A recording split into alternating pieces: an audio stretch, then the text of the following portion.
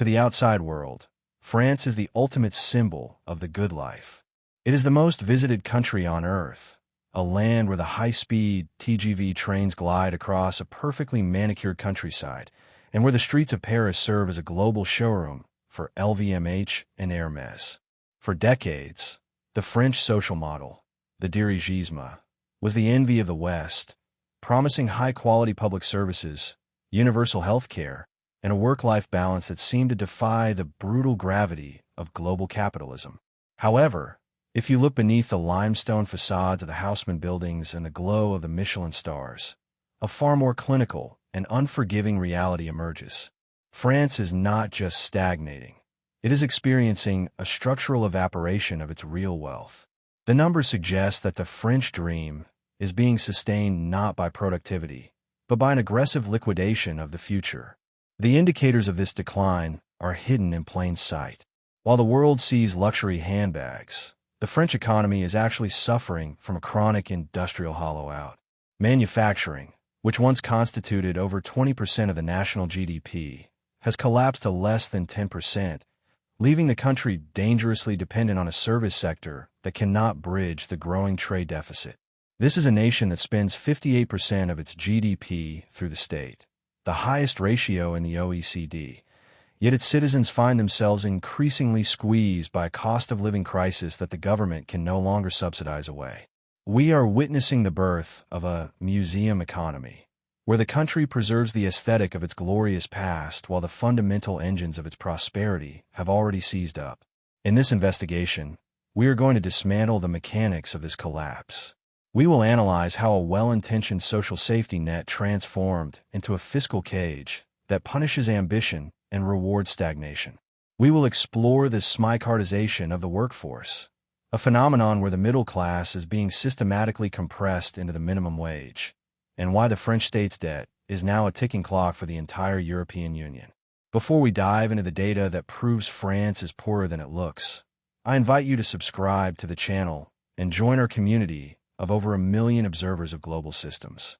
By the end of this video, you will understand the specific mechanism that makes France's current trajectory not just a crisis, but a mathematical inevitability.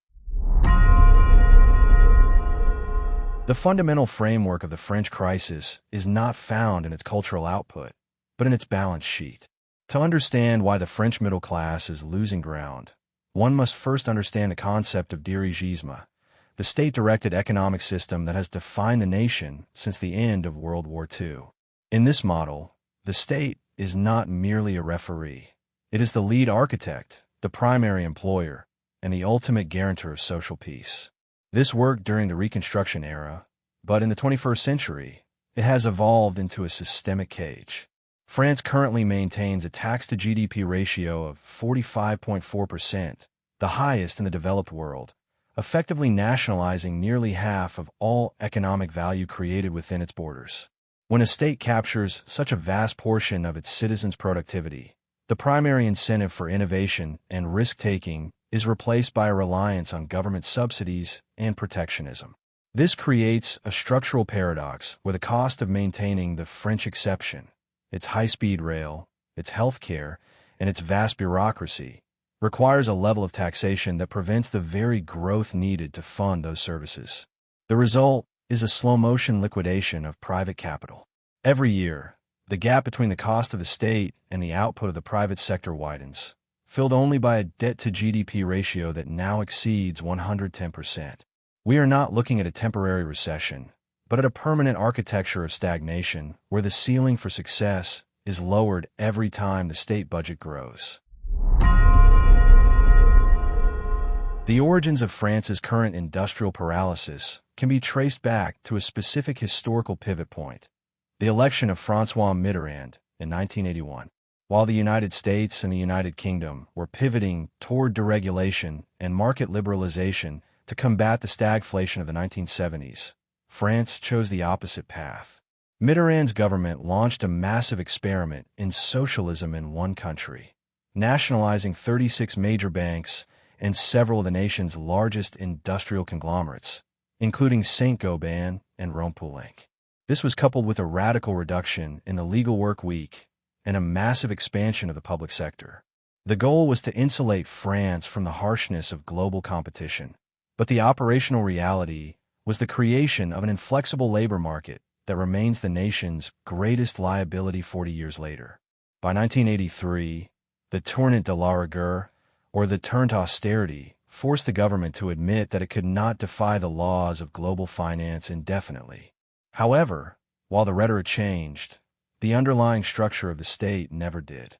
Instead of dismantling the newly bloated bureaucracy, France began a multi-decade journey of deficit spending to mask the lack of private sector competitiveness.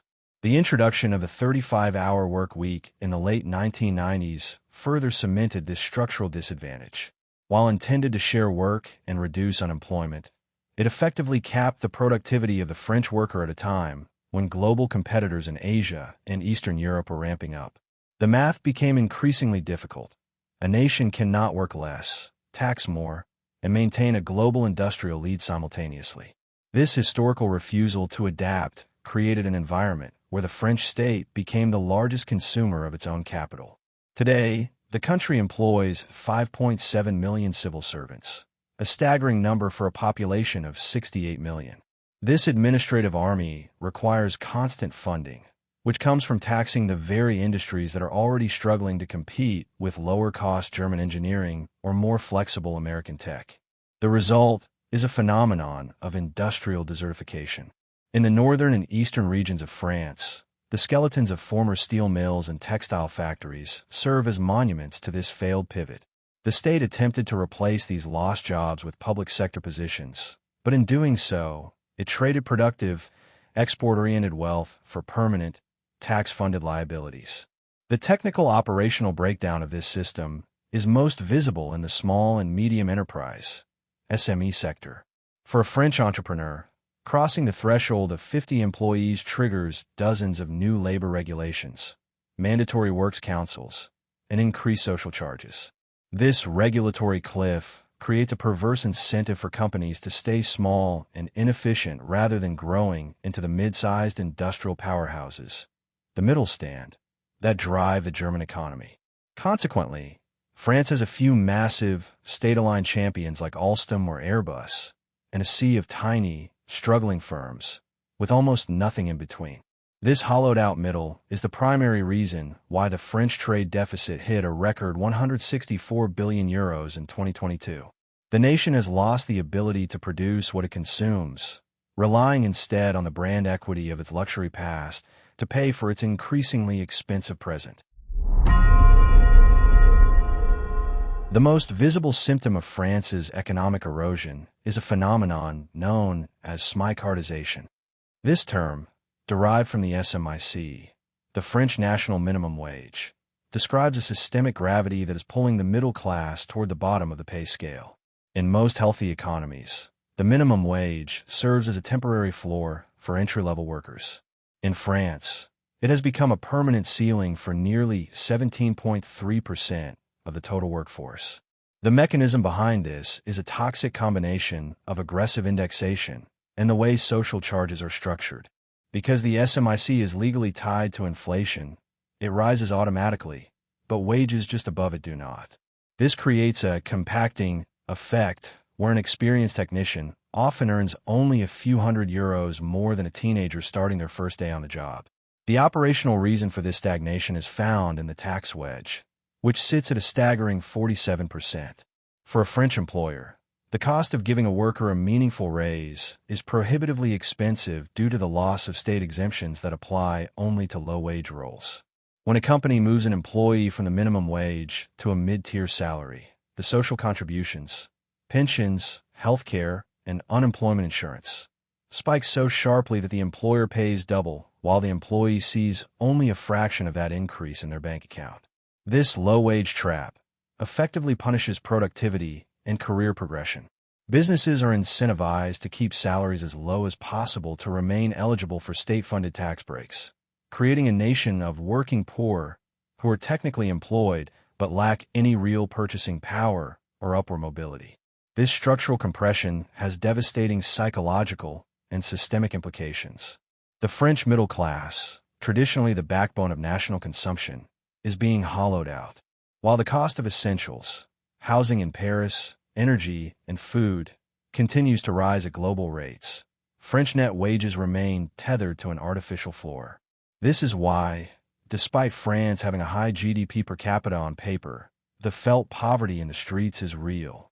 The population is increasingly dependent on prime deactivite and other state handouts to supplement their stagnant salaries, further increasing the burden on the taxpayer.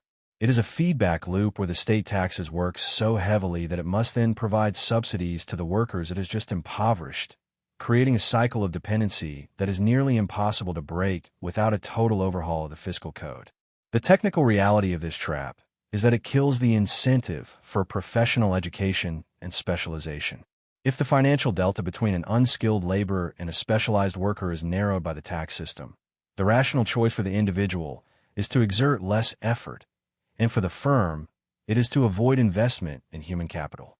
This explains why France struggles with a persistent youth unemployment rate of nearly 18%, as the cost of hiring an inexperienced worker at the compacted wage level is too high relative to the risk. The French labor market has become a rigid monolith where those inside are protected but stagnant, and those outside are permanently excluded. The result is a society that looks wealthy in its public infrastructure, but is increasingly fragile in its private household balance sheets. While the French government focuses on preserving social harmony through transfers, the actual engine of wealth creation, the industrial sector, is in a state of terminal flight. The narrative of France as an industrial powerhouse is increasingly a legacy myth. In the 1960s, manufacturing was the heartbeat of the nation, but today, its share of the GDP has plummeted to just 9.2%. For comparison, Germany maintains nearly double that figure. This great decoupling was not an accident. It was the result of high energy costs, rigid labor laws, and a lack of domestic capital. The most striking example of this decline is the saga of Alstom's energy division. Once a crown jewel of French engineering, its sale to General Electric was a watershed moment that signaled the state's inability to protect its strategic assets in a globalized market. The collapse of the industrial base creates a permanent trade deficit that acts as a silent drain on national wealth. In 2022, France recorded a trade deficit of 164 billion euros, the worst in its history. When a country stops making things, it must import them, and in France's case, it is importing goods from nations with lower tax burdens and higher productivity. This is why the French tertiary economy, focused on tourism and services, is a hollow substitute. A waiter in the Provence region or a retail clerk at a luxury boutique in Paris does not generate the same long-term economic multiplier as a chemical engineer or an aerospace technician. The loss of industrial know-how is an irreversible tax on the future, as the infrastructure and supply chains required to rebuild these sectors evaporate alongside the factories. Operationally, the energy crisis has accelerated this exodus. Despite France's historical lead in nuclear power, the state-owned EDF has struggled with maintenance backlogs and massive debt, leading to price spikes that have crippled the remaining heavy industry. For a glass manufacturer or an aluminum smelter, the French advantage of cheap nuclear energy has vanished, replaced by a volatile market that makes domestic production unviable. This has led to offshoring by necessity, where French firms move their production lines to Poland, Spain, or the United States to survive. The state's response is often to offer reindustrialization subsidies, but these are merely bandages on a systemic wound. You cannot subsidize a company into being competitive if its fundamental operating costs, labor and energy, are structurally higher than the global average. This industrial vacuum is being filled by the luxury paradox. The French stock market, the CAC 40, is currently dominated by a handful of luxury giants like LVMH and Hermès. While these companies are incredibly successful, they represent a dangerous concentration of wealth. Their success is built on global elites buying expensive handbags, not on the broad-based industrial productivity that supports a national middle class. When 30% of a nation's stock market growth is tied to the discretionary spending of the global 1%, the economy becomes a barbell economy, extremely heavy at the top with LVMH billionaires, heavy at the bottom with state-subsidized service workers, and almost nothing in the middle. This lack of industrial diversity makes the entire system vulnerable to global shocks, as there is no resilient manufacturing base to absorb the impact. To maintain the illusion of prosperity, while the industrial base shrinks and wages stagnate, the French state has turned to the only tool it has left, the sovereign debt market. France's national debt now stands at over 110.6% of its GDP, a level that was once considered unthinkable for a core Eurozone member. For years, this was manageable due to artificially low interest rates provided by the European Central Bank. However, the era of free money has ended, and France is now facing a brutal technical reality. The cost of servicing this debt, simply paying the interest, is becoming one of the largest items in the national budget, consuming 12% of total state revenue. This is money that is not being spent on schools, hospitals, or infrastructure, but is instead being funneled to global bondholders. The operational breakdown of this debt is a study in systemic inertia. Unlike the United States, which borrows to fund a mix of consumption and high-tech investment, or Germany, which has historically maintained a debt brake, France borrows primarily to fund its current account, the daily operations of its vast social model. The French pension system alone faces an annual shortfall of 12 to 15 billion euros, a gap that is filled by more borrowing. Every time the government attempts to reform this system to bring it into line with demographic reality, it is met with massive social unrest. The state is effectively held hostage by a population that demands 21st-century social benefits from a 20th-century industrial revenue base that no longer exists. The implications of this fiscal trajectory are catastrophic for the stability of the Eurozone. France is the second-largest economy in Europe. It is too big to fail, but also too big to save. If the markets lose confidence in the French state's ability to repay its obligations, the resulting spike in bond yields would trigger a financial contagion that would dwarf the Greek crisis of 2010. The technical margin of safety for the French budget has narrowed to almost zero. Any significant economic downturn or further increase in interest rates will force the government into a doomed loop, where it must cut spending to pay interest, which reduces growth, which further increases the debt-to-GDP ratio. This is the mathematical endpoint of the dirigisme model, a state that has spent its future to buy a peaceful present.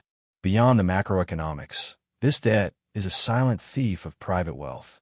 To keep the debt manageable, the state must keep taxes high, which further suppresses the private investment needed to grow the economy out of debt. It is a debt fortress, where the walls are built of unpaid bills and the inhabitants are taxed for the privilege of staying inside. The French citizen may feel wealthy because they have access to subsidized childcare and long vacations, but they are living in a house with a massive, undisclosed mortgage that their children will never be able to pay off. The economic truth is that France's lifestyle is a luxury product bought on credit, and the creditors are beginning to look at the books with increasing skepticism.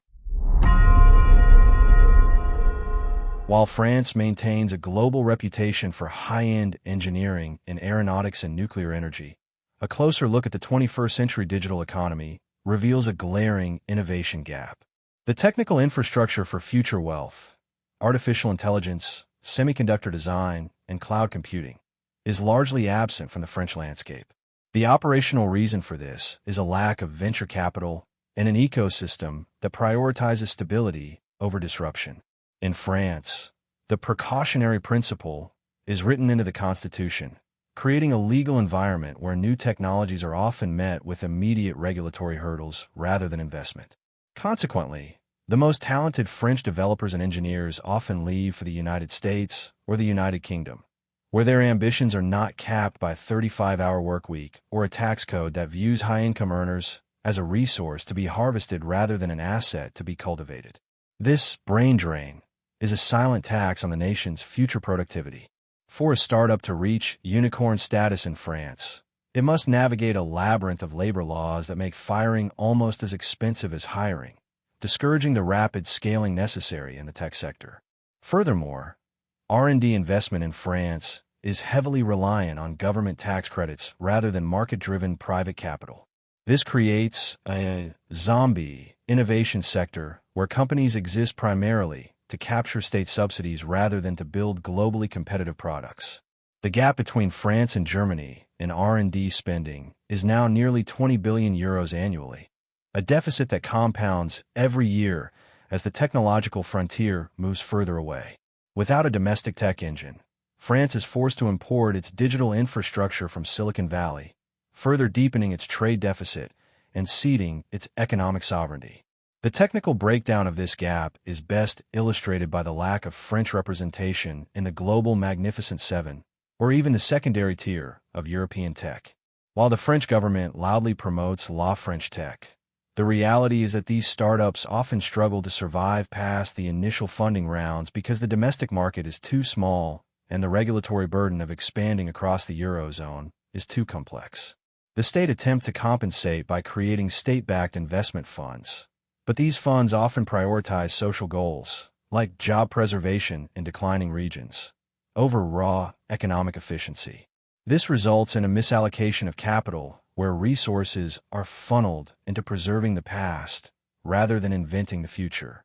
The economic truth is that you cannot legislate innovation into existence, and France's regulatory hostility has made it a tech desert in a world where data is the new oil. The ultimate math problem facing the French state is its aging population. The French social model was designed during a time of high birth rates and rapid industrial growth, where several workers supported a single retiree. Today, that ratio has collapsed. The French pension system is a pay-as-you-go mechanism, meaning current workers directly fund the pensions of current retirees. As the baby boomer generation exits the workforce, the burden on the remaining workers, already squeezed by Smicardization and high taxes, is becoming unbearable. The state now faces a structural deficit in the pension fund that ranges between 12 and 15 billion euros every year. This is not a temporary dip. It is a permanent feature of a society that is growing older while its economy stays still. The operational response to this crisis, raising the retirement age from 62 to 64, triggered some of the most violent social unrest in recent French history. This resistance demonstrates the systemic deadlock of the French model. The population considers these social benefits to be an inalienable right, yet the economic engine required to pay for them has been dismantled. To bridge the gap, the state must either increase taxes on an already overtaxed workforce, which would further kill growth, or borrow more money, which increases the debt-to-GDP ratio toward a breaking point. There is no technical third way. The math of demographics is unforgiving. As the dependency ratio worsens, the standard of living for both workers and retirees must inevitably decline. This demographic squeeze also impacts the healthcare system, another pillar of the French good life. As the population ages, the cost of the assurance malady skyrockets, requiring even more state funding. In many rural parts of France, medical deserts are appearing, areas where public health care is technically free but practically unavailable because the state cannot afford to incentivize doctors to work in declining regions. This is the paradox of the French decline. The more the state tries to guarantee universal comfort, the less it can actually deliver on its promises. The infrastructure of the Trente Glorieuses is crumbling because the current generation cannot afford the maintenance fees. The retirement crisis is merely the first major crack in a dam that is holding back a flood of unfunded liabilities. When we assemble the components of the French economic system, the 58% state spending, the 110% debt-to-GDP ratio, the collapse of manufacturing to under 10%, and the compression of the middle class into the minimum wage, the conclusion is not one of a cyclical downturn, but of a terminal systemic failure. France has created an architecture of wealth illusion.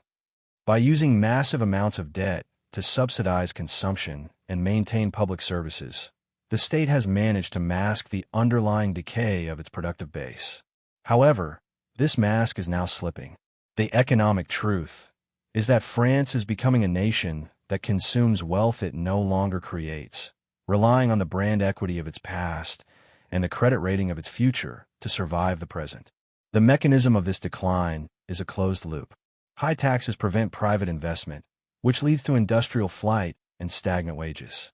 Stagnant wages create a need for more social subsidies, which require higher taxes and more state debt. This debt, in turn, requires high interest payments, which drain the budget of the funds needed for innovation and infrastructure, starting the cycle all over again. This is why the French middle class feels poorer, because their gross wealth may look stable, but their net future is being liquidated. They are living in a museum economy, a beautiful, well-preserved environment that lacks the internal energy to generate new growth. Like a grand estate where the owners are selling off the furniture to pay for the heating, France is in a state of high-end liquidation. The systemic synthesis suggests that France is the canary in the coal mine for the entire European project. If the second largest economy in the Eurozone cannot find a way to break this cycle of debt and stagnation, the stability of the entire continent is at risk. The French model of dirigisme has reached its mathematical limit. There are no more major industries to nationalize, no more work hours to cut, and no more significant tax increases that won't trigger a total capital flight. The final equation is simple. A nation cannot indefinitely spend more than it produces, work less than its competitors, and expect to remain wealthy. The economic truth of France is that the postcards are still beautiful, but the ledger is written in red ink that no amount of luxury fashion can hide. The tragedy of the French economic model is not that it failed overnight, but that it succeeded so well in creating a comfortable facade that it blinded the nation to its own erosion. We have seen how the Smicardization of the workforce, the retreat of the industrial base, and the mounting fortress of debt have converged to create a reality where the average citizen is technically employed but functionally poorer every year. The good life is being funded by a national overdraft that can no longer be ignored as global interest rates climb and international competition intensifies. This is the inevitable outcome of a system that prioritized the preservation of a 20th century social contract over the harsh necessity of 21st century growth. As we have explored throughout this investigation, the mechanisms of dirigisme, once the glorious engine of reconstruction, have become the structural bars of a fiscal cage. France is not suffering from a lack of talent, culture, or resources, but from a systemic refusal to adapt to a world that no longer rewards industrial stagnation. The economic truth is that the country is currently liquidating its future assets to pay for its present comforts. Whether this leads to a sudden financial shock or a long, agonizing decline into mediocrity depends on whether the state can muster the political will to dismantle the very bureaucracy it spent decades building. For now, the numbers suggest the museum economy is nearing its total capacity, and the costs of admission are rising beyond the reach of the middle class. If you found this deep dive into the structural mechanics of the global economy valuable, please consider liking the video and subscribing to the channel.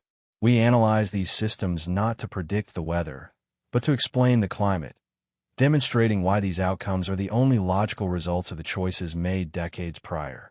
Your support allows us to keep digging beneath the surface of the headlines to find the real numbers that drive our world.